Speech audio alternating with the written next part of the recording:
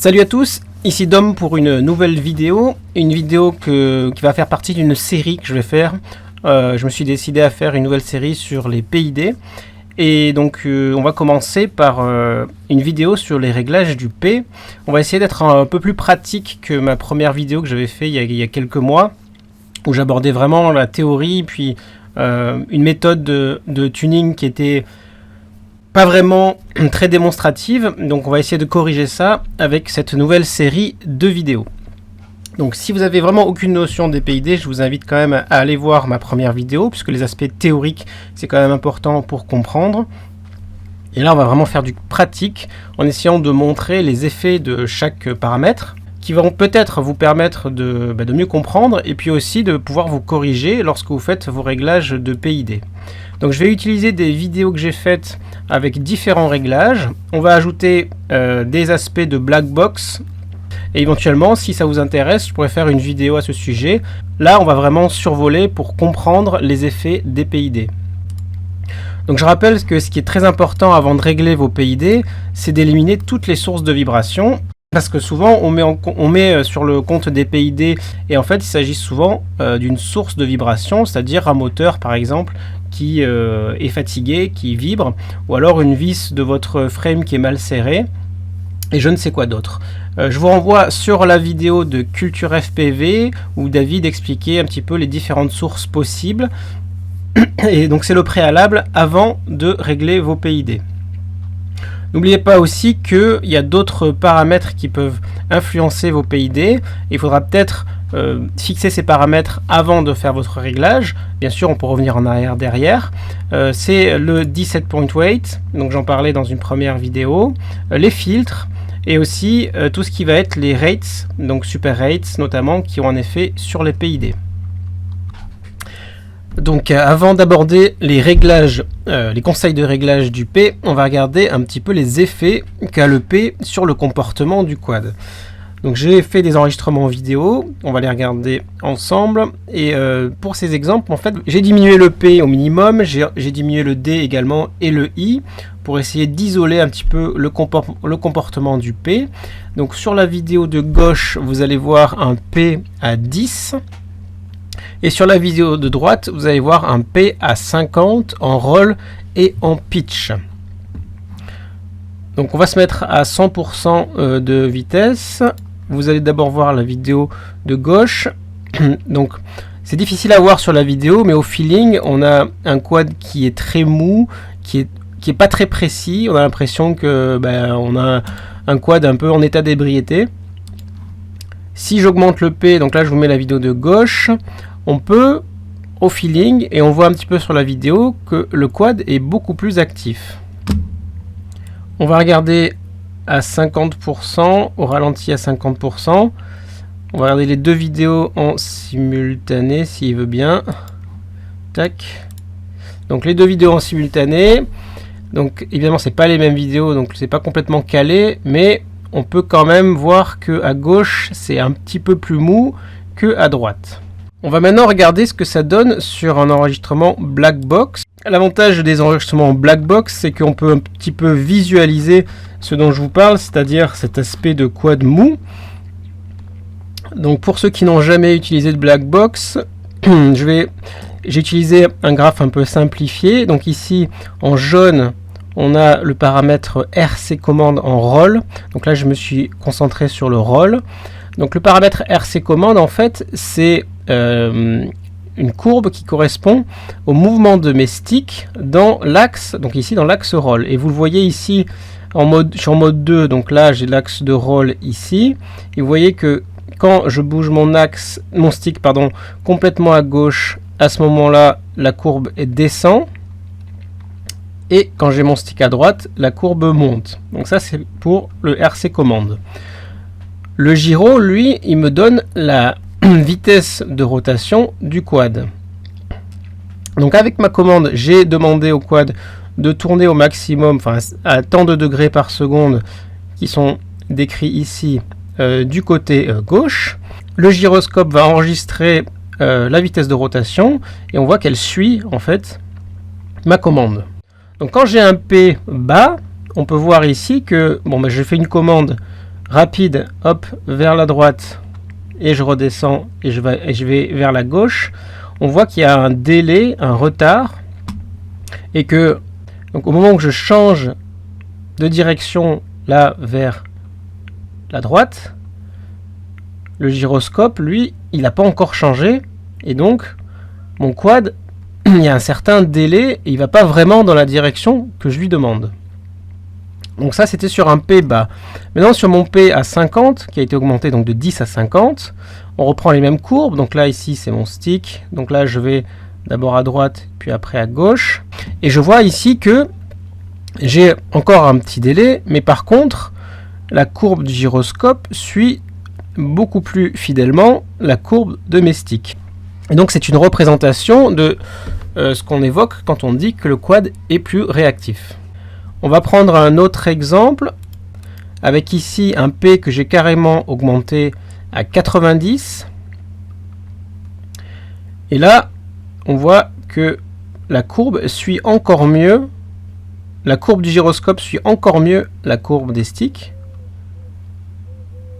Et que j'ai presque donc, le point de croisement 0, là, donc le point de croisement au neutre, qui est calé avec la courbe des sticks. Alors que si on revient sur cette courbe avec un P à 10, il y a un décalage complet et c'est donc cette sensation de quad imprécis. Donc vous imaginez bien que sur des vitesses élevées, imaginons en race, si j'ai un P bas et que le quad réagit avec un petit décalage, ça peut me faire rater une gate. Idem sur des mouvements un peu rapides en freestyle, j'ai un décalage et donc je peux me crasher alors que je fais un vol très bas par exemple. Une autre manière de visualiser le niveau de P, c'est de regarder le rebond. Ce rebond, on va pouvoir le voir très nettement lorsqu'on va analyser un changement de vitesse rapide. Donc par exemple, quand je vais faire un mouvement de flip ou de roll rapide, c'est à ce changement que je vais avoir un rebond visible. Et quand on va tuner son quad, on va rechercher à noter un petit peu la sensation de vitesse du rebond. Donc, par exemple, j'ai un P très bas, vous voyez que j'ai un rebond qui est tout mou. Donc je rappelle, sur ce réglage, le quad est vraiment difficile à contrôler, donc c'est pour ça qu'il y a des mouvements très amples. On va le repasser. Tac, vous avez le rebond, hop, le rebond. Et à droite, là où j'ai mis un peu l'extrême opposé, c'est-à-dire un P qui était autour de 90. Et là, vous allez voir un rebond, tac, un rebond très net, mais avec des petits à-coups. Donc rebond très rapide, hop, avec des petits à-coups. On le voit vibrer là à la fin, enfin osciller plutôt pour le terme. Donc vous voyez que rien qu'en modifiant le P avec tous mes autres paramètres au plus bas, j'ai diminué cet aspect de rebond lent et bien visible pour un aspect beaucoup plus net, même si j'ai un petit rebond rapide. Et ça, le P ne permettra pas d'enlever complètement le rebond. Il faudra jouer plus sur le D, mais ça on verra sur la prochaine vidéo. On va voir maintenant ce que ça donne sur une courbe black box. Donc là, figure mon mouvement de roll, je vous le décompose ici. Donc vous voyez, pour reprendre mes courbes en jaune, là je fais une déflexion rapide de roll, donc ici vers la droite. Mon gyroscope me dit que la vitesse de rotation vers la droite augmente, elle atteint le plateau, et puis elle diminue pour se stabiliser une fois que ma commande a diminué. Et donc c'est cet aspect de courbe du gyroscope qui me montre que j'ai un rebond, puisque mon quad descend, il dépasse donc la ligne 0, le niveau 0, il rebondit et puis il revient. Donc là sur ma courbe de P à 90, donc je vois que quand je reviens au stick en neutre, et bien mon gyroscope il fait un petit rebond, là on voit cette oscillation ici, donc il dépasse un peu, il remonte, il revient et puis petit à petit il se stabilise.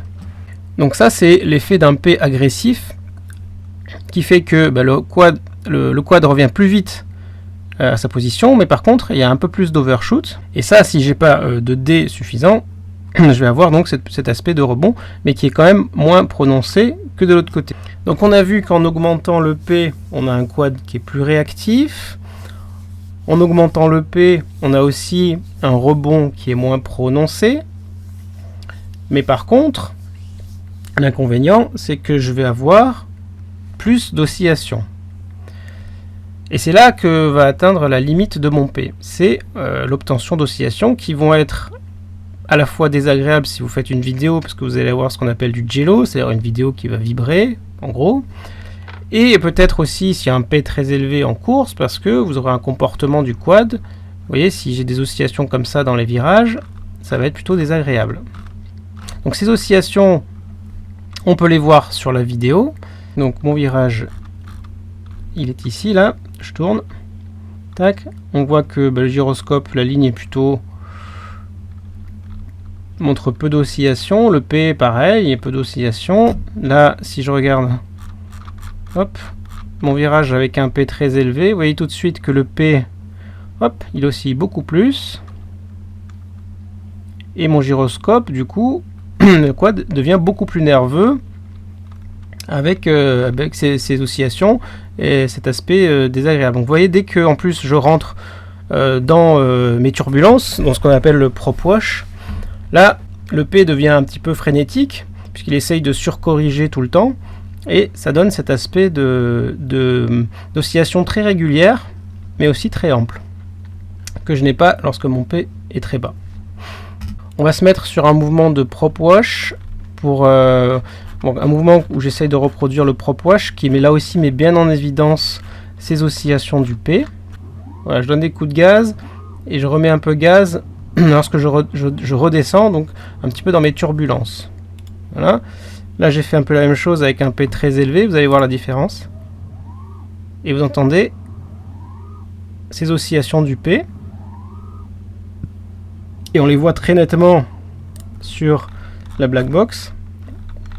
Avec cet aspect donc d'oscillation régulière. Vous voyez que c'est très régulier. On pourrait peut-être même prendre la fréquence là.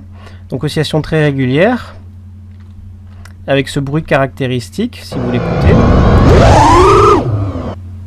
Voilà, ça c'est le bruit d'un P très élevé. On va le voir. Voilà, qu'il faudra distinguer des bruits d'un D trop élevé. Donc ce que ça entraîne, c'est des oscillations. Là, on les voit au niveau du gyroscope. Hein, la courbe du gyroscope montre plein d'oscillations. Donc ça se voit très bien sur la vidéo quand on a un P trop élevé. Donc quand je vais en ligne droite, là je vois que ma courbe de gyroscope est beaucoup plus nette, alors que là la courbe du gyroscope, elle est perturbée par ces corrections permanentes du P, et j'ai donc les oscillations. Donc les oscillations de prop wash, on va pouvoir les atténuer grâce au D. De même que les rebonds suite à un mouvement rapide. Mais à partir d'une certaine valeur de P, il y aura de telles vibrations que le D n'arrivera pas à les atténuer, voire, si je continue à augmenter le D, je vais avoir d'autres vibrations et un risque de surchauffe moteur. Donc on va augmenter le P jusqu'à obtenir des vibrations lorsqu'on va monter les gaz. Donc typiquement, quand on met plein gaz, si on obtient des vibrations type vibration du P, à ce moment-là, on retient la valeur et on la diminue de à peu près 10 unités. Si j'ai des vibrations uniquement lorsque je mets plein gaz et que j'en ai pas beaucoup lorsque je suis à mi-gaz ou un petit peu plus, à ce moment-là, je peux utiliser ce qu'on appelle le TPA, qui est le Throttle PID Attenuation. En français, ça veut dire que j'ai une atténuation des PID lorsque je monte les gaz. Et à ce moment-là, en fait, au-delà d'une certaine valeur de gaz, par défaut, c'est à 1650. Évidemment, on peut ajuster la valeur, mais à ce moment-là, ça risque que si on le diminue trop bas, à ce moment-là, on va avoir des PID qui vont pas être très constants. et ça risque d'avoir un contrôle un petit peu étrange. Là aussi j'ai fait des vidéos pour comparer en fait avec un TPA qui est stock donc à 0,10 et un TPA que j'ai monté à 0,35 pour que vous visualisez la différence. Pour vraiment amplifier la différence, j'ai mis mon P vraiment très élevé. Là ici il est à 100 sur cette machine qui est plutôt une machine où il faudrait un P autour de 60. On va se remettre au bois. Donc vous allez voir sur 50, ça je vais mettre plein gaz. Vous avez entendu, on va la refaire. On voit sur la courbe du P et on entend le bruit des oscillations. Voilà. Maintenant, on va regarder la même chose, ou du moins à peu près la même chose, lorsque je mets un plein gaz, donc même PID, mais avec le TPA plus haut. Voilà, vous voyez que ici, j'ai quasiment pas d'oscillation. On va regarder bien attentivement la courbe du P. Hop, donc vous voyez là, juste avant mon petit split S, donc je mets plein gaz ici, vous voyez ici, je suis presque à 2000, et j'ai plein d'oscillations du P. Ici avec le TPA, j'en ai quasiment plus, ou du moins elles sont bien atténuées. Voilà, donc le TPA il agit que au-delà d'une certaine valeur de gaz, donc ici 1650 je les ai largement dépassés. Par contre si je reviens, voilà par exemple là, hop, si je reviens ici, là je suis à 1494, j'ai des oscillations, hop, dès que je dépasse la limite, ces oscillations elles disparaissent.